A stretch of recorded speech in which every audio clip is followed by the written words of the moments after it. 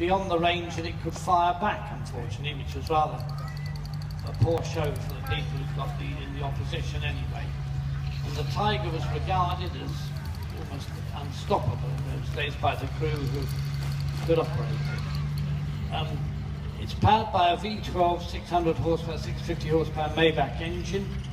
It's fitted with torsion bar suspension, but the Germans at this time decided that in order to spread the weight, the tank weighs over 56, 57 tons, they would interleave and overlap the road wheels. So although you've got 8 axles per side attached to 8 torsion bars, the wheels are a triple on each axle.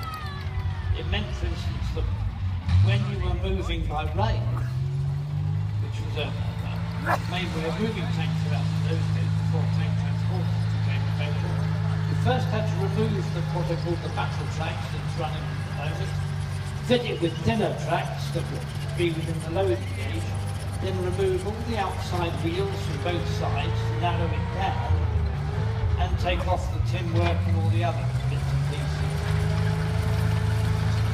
Just hear that Maybach engine stepping out.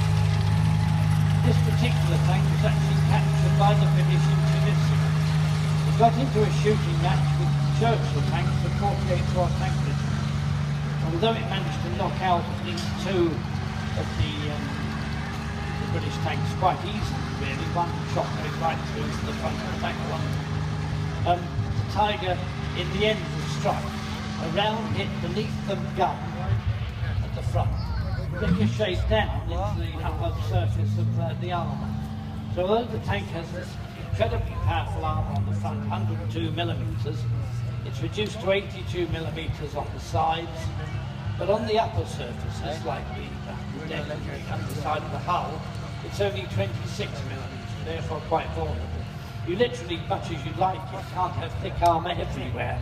If you do that, you end up with a tank that's too heavy to move. There he goes.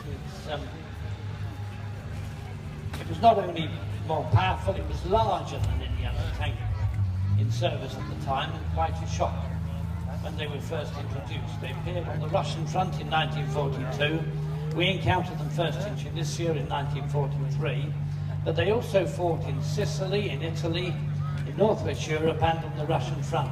And when you realise there are only about 1,300 of them built in the first place, it does show you that they needed to be fairly sparsely run out. They operated in fairly large numbers where they could, but if they couldn't, they tended to operate in 1s and 2s and could easily get caught that way. You had to be very lucky to keep going with a tank of that size, with everybody out to try and knock it out. Everything from a bazooka to anything else. And really, for the British and the Americans, the best thing was to catch the tank in the side, if you could.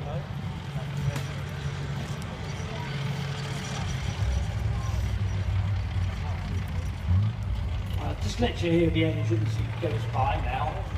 It's quite a sound. It doesn't suddenly pack up on us.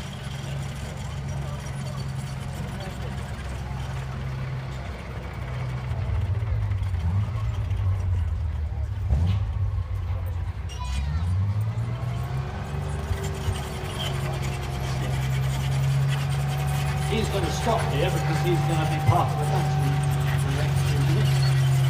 So with that, I think we should have come to the end of the vintage tank display for this year.